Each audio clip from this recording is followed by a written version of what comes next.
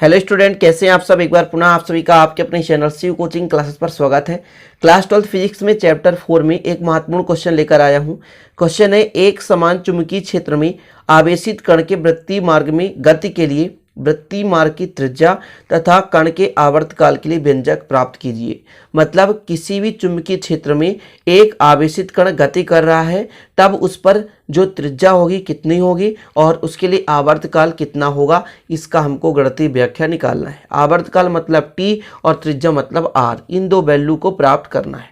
ठीक है, तो अपन शुरू करते हैं। मान के चलते स्टूडेंट कि आपके पास कोई आवेश है जो किसी चुंबकीय क्षेत्र पर क्या कर रहा है, गति कर रहा है। अर्थात जब उस पर प्रवेश करेगा तो v वेग से प्रवेश कर रहा है। ये मान के चलते हैं आपके पास ये पूरा चुंबकीय क्षेत्र है। ये क्या है, चुंबकीय क्षेत्र है।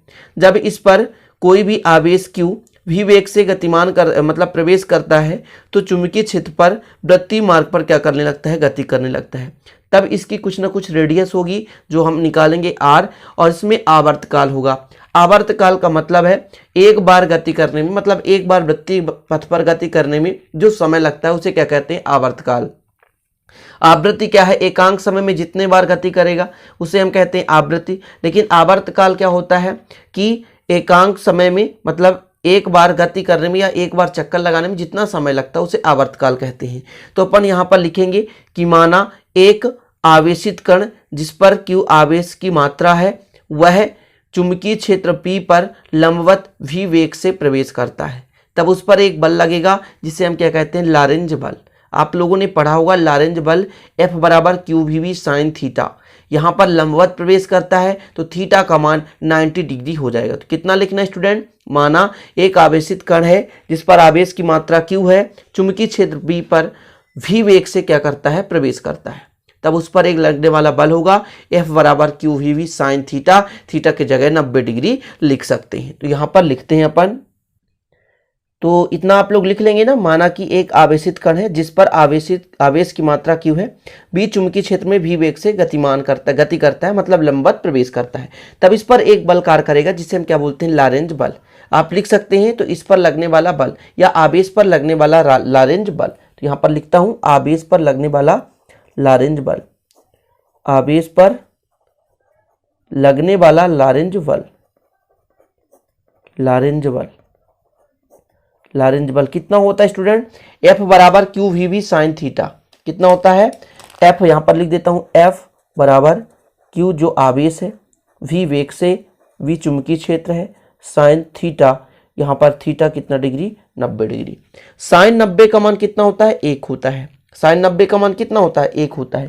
तो F बराबर आ जाएगा QVV। ठीक है, क्योंकि यहाँ पर साइन 90 का मान 1 यहाँ पर लिख सकते हैं, चूंकि साइन 90 डिग्री का मान 1। अब 90 डिग्री ही क्यों लिया हमने, क्योंकि लंबवत प्रवेश करता है इसलिए अपने 90 डिग्री लिया। यानी एक्चुअल में जो लगने वाला बल है QVV आ गया, ये आपका बल आ गया। ये किस पर लगने वाला बल है, कोई आवेश है चुंबकीय क्षेत्र पर जब लंबवत प्रवेश करता है तो ये QVV इस पर लगता है बल। मतलब Q क्या है, आवेश, V वेग है और V क्या है, चुंबकीय क्षेत्र है। अब इसके आगे आपको थोड़ा सा बताना पड़ेगा कि यहाँ पर हमने जो 90 डिग्री लिया है वो किस नियम के आधार पर है। ये फ्लेमिंग के बाएं हाथ के नियम के अनुसार है, जो कि वेग और चुंबकीय क्षेत्र के बीच जो कोण कितना डिग्री होता है, 90 डिग्री। क्योंकि आप लोगों ने पढ़ा होगा कि तर्जनी, मध्यमा और अंगूठा को इस प्रकार फैलाएं कि एक दूसरे के क्या हों, लंबवत हों। तब तर्जनी बल रेखाओं की दिशा को, है ना, मध्यमा विद्युत धारा की दिशा को, और स्टूडेंट जो आपका अंगूठा होता है वो बल की दिशा को दर्शाता है फ्लेमिंग के बाएं हाथ के नियम अनुसार। ठीक है, क्षेत्र की दिशा, धारा की दिशा और बल की दिशा। तो ये जो क्षेत्र की दिशा होती है चुंबकीय क्षेत्र है, दिशा मतलब वेग होता है, और जो आपका बल है उस पर जो लगने वाला बल होता है उसकी दिशा होती है। तो यहाँ पर मैं लिख देता हूँ कि जो आपका ये जो 90 डिग्री है किसके आधार पर है, तो फ्लेमिंग, ठीक है, फ्लेमिंग के बाएं हाथ के नियमानुसार, बाएं हाथ के नियमानुसार।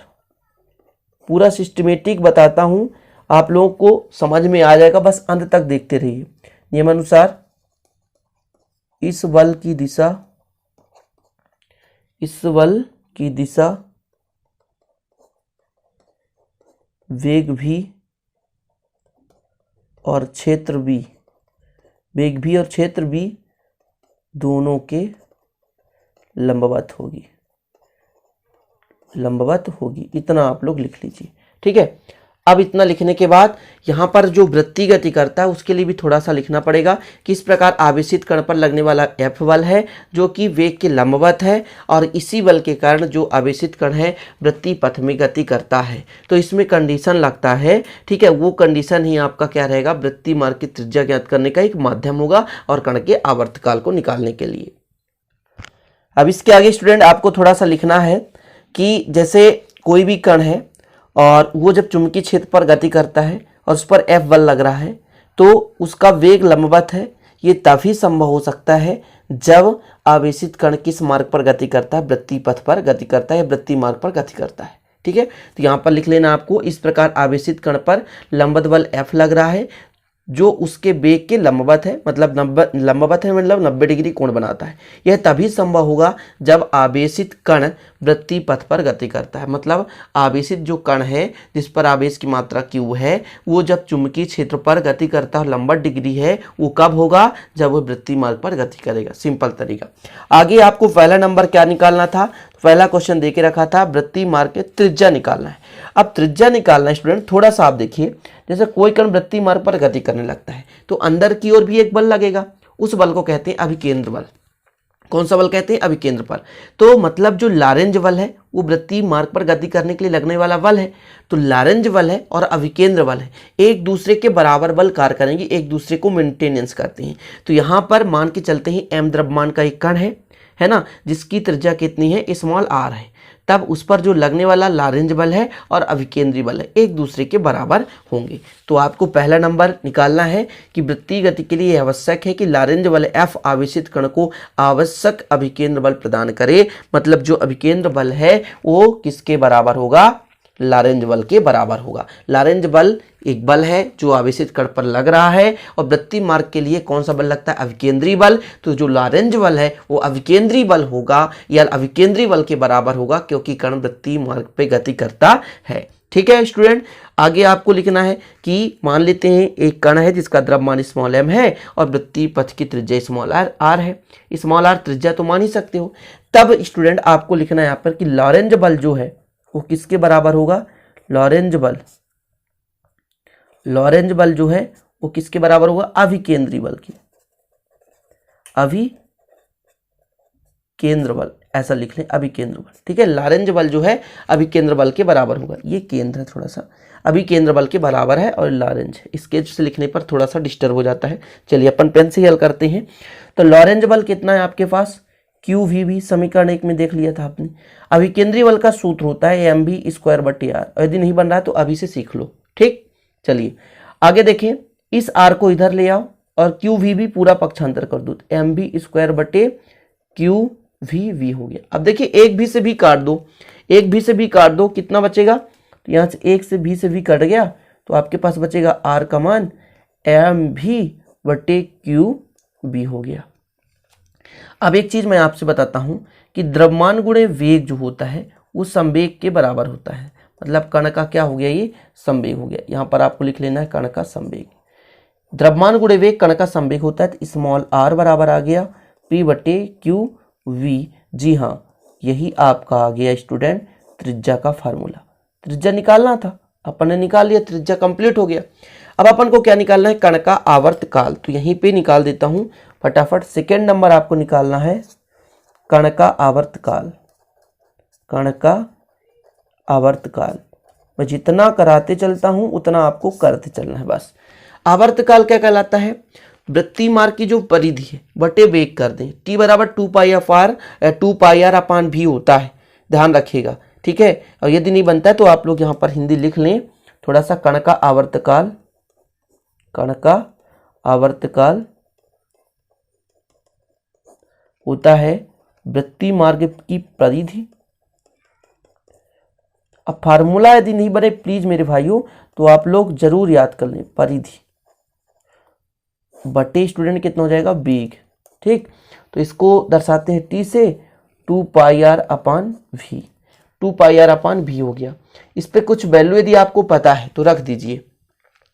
जैसे यहाँ पर आर का मान हमको पता है, आर का मान कितना है, तो 2 पाई रहने दें बटे वी रहने दें, आर का मान पी बटे क्यू वी आ गया।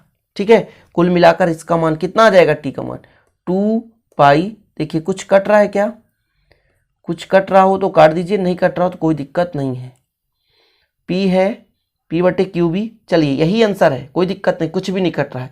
या स्टूडेंट यहाँ पी बराबर आप मान भी रख सकते हो ना, 2 पाई एम भी बटे भी इंटू क्यू बी।